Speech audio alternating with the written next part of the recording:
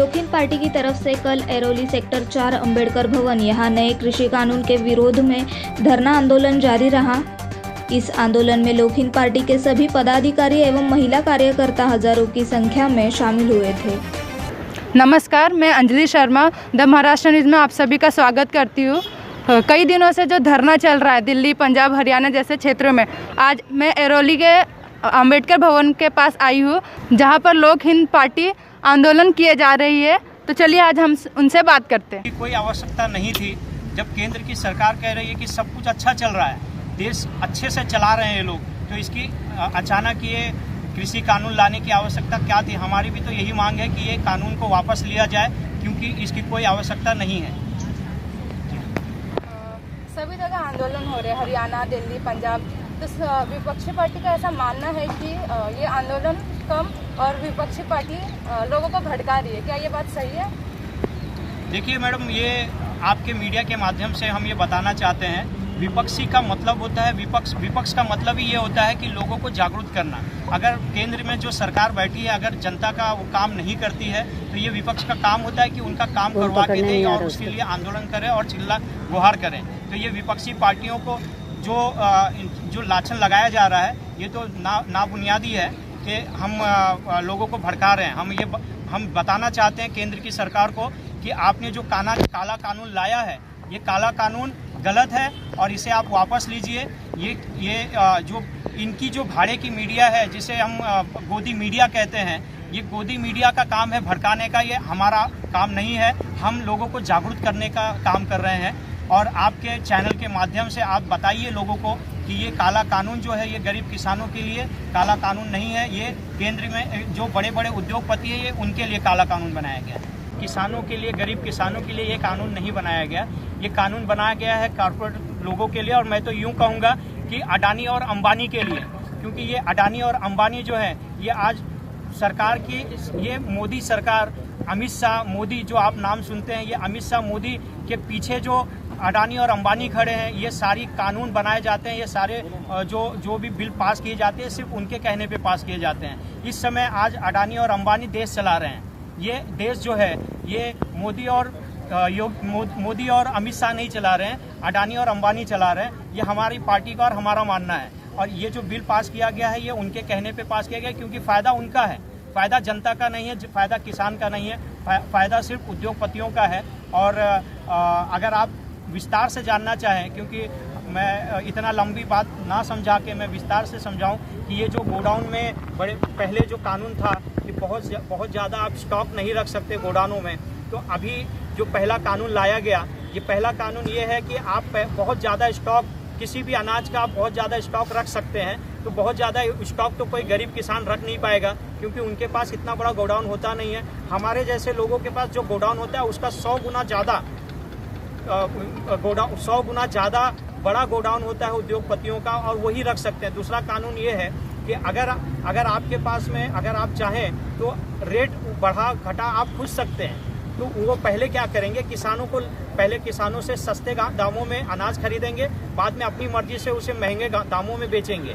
और जब किसान बंधुआ किसान हो जाएगा, तब उसे उसकी गुलामी करनी पड़ेगी। तो ये जो सरकारें हैं, ये गुलामी के स्तर पे लेके जाने वाली सरकार है, और गरीब किसानों को आज बंधुआ किसान बनाने के इनका प्रयास चल रहा है। आने वाला समय हमारे लिए बहुत ही गंभीर है। इसलिए किसान ही नहीं, मैं भारत के हर एक इंसान से ये कहना चाहूँगा कि आप लोग जागरूक हो जाइए, और हमें जो गुलामी के स्तर पे लेके जाया जा रहा है, हमारी ये गुलामी, हमें गुलाम बनाने का जो इनका प्रयास चल रहा है, इनकी जो सरकारें बन रही हैं, ये मनुवाद की सरकार है। हमें ऐसी मनुवाद की सरकार नहीं चाहिए, और हम चाहेंगे कि ये कानून को वापस लिया जाए। सरकार को ये जो कानून है, ये तो वापस लेना ही होगा, क्योंकि अगर जनता नहीं चाहती, किसान नहीं चाहते, तो ये कानून आप जारी नहीं कर सकते। ये तो आपकी अपनी मनमानी है साहब। अभी तक आप जो भी कर रहे हैं, ये जनता पे अपने कानून, आपकी अपनी मिल्कियत है।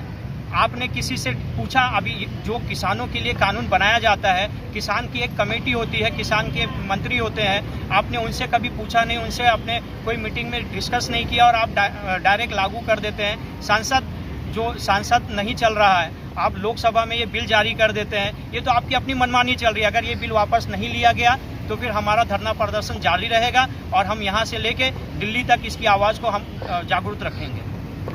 सर बहुत सारे लोग हैं जो ये किसान आंदोलन के बारे में 8 दिसंबर को भी किए हैं और कितने लोगों ने इसके बारे में उपोषण रखे हैं, बहुत सारे धरने किए और जेल के अंदर भी गए हैं, तो जेल भर आंदोलन भी किए। तो आपका क्या आगे रणनीति रहेगी? जनता जागरूक हो रही है, जनता जान चुकी है कि केंद्र की सरकार जो है वो मनुवाद की सरकार चला रही है, इसीलिए लोग धीरे धीरे जाग रहे हैं और हर जगह धरना प्रदर्शन हो रहा है। और इसके बाद जनता अगर एक बार जागरूक हो जाती है तो हो सकता है आने वाले समय में ये सरकार को गिरा दे, और हम चाहेंगे कि जनता जागरूक हो जाए। ये धरना प्रदर्शन इसलिए हमने किया। जो अध्यादेश की आपने बात की, अभी हमारे राष्ट्रीय अध्यक्ष माननीय आतिक सरकार साहब ने बड़ा विस्तार से आपको बताया कि अध्यादेश होता क्या है। ये कोई इमरजेंसी नहीं थी जो इन्होंने अध्यादेश जारी किया, और अध्यादेश के ऊपर क्या होता है, काम होता है कि 6 महीने के अंदर जो अध्यादेश आपने जारी किया है उसके ऊपर अमल होना चाहिए। अगर वो अमल नहीं होता तो वो खारिज हो जाता है, ठीक है। तो उसके ऊपर अभी बात हुई। तो ये जो आज किसानों का मुद्दा जो उठा है, ये मुद्दा उठाने की ऐसी कोई जरूरत नहीं थी। किसान अच्छा भला अपना अन्न उगा रहा था, मंडियों में पहुंचा रहा था, फर्स्ट क्लास तरीके से काम चल रहा था। इन्होंने ये जो अडानी अबानी जैसा अभी हमारे माननीय आतिक सरकार साहब ने बोला, इसकी कोई जरूरत नहीं थी। आज हमने क्या किया है, किसान को एकदम लूला लंगड़ा बनाने का हमने पूरा यत्न कर लिया है। ये जो सरकार अपनी केंद्र सरकार है, इन्होंने पूरा यत्न किया है किसान के हित में एक भी हित में तीनों जो कानून पारित किए गए हैं ये किसान के हित में नहीं है। जैसे जमाखोरी बढ़ेगी, जैसा भी बात हो रही थी, अभी आतिक सरकार साहब बोल रहे थे कि ये जमाखोरी बढ़ेगी। जमाखोरी कब बढ़ेगी? जब हम मौका दे रहे हैं कि जाके आप माल अपना स्टोर करो, तो जमाखोरी बढ़ेगी। पहले भी जमाखोरी बढ़ती थी, पहले भी ये होता था। पुराना समय फिर ये सरकार वापस ला रही है। मैं ये चाहूंगा कि ये पुराना समय जो वापस ला रही है सरकार, ये बहुत गलत है। हमें ये तीनों कानून वापस लेने चाहिए कि जिसके लिए अन्नदाता के लिए कानून बनाए गए, अन्नदाता के ये पक्ष में नहीं है, तो ये कानून बनाने का मतलब क्या है? मेरी ये बार दरख्वास्त है, हमारी पार्टी के माध्यम से भी मेरी हाथ जोड़ के विनती है कि लोक हिंद पार्टी नहीं चाहती कि ये जो कानून बनाए गए हैं इनको आगे जारी रखा जाए। ये कानूनों को हम खारिज करते हैं। हमने ये तय कर लिया है कि हमारी पूरी कार्यकारिणी जो हमारी केंद्र कमेटी बोर्ड है, हम यहाँ से दिल्ली तक भी जाएंगे, ये हमने तय कर लिया है।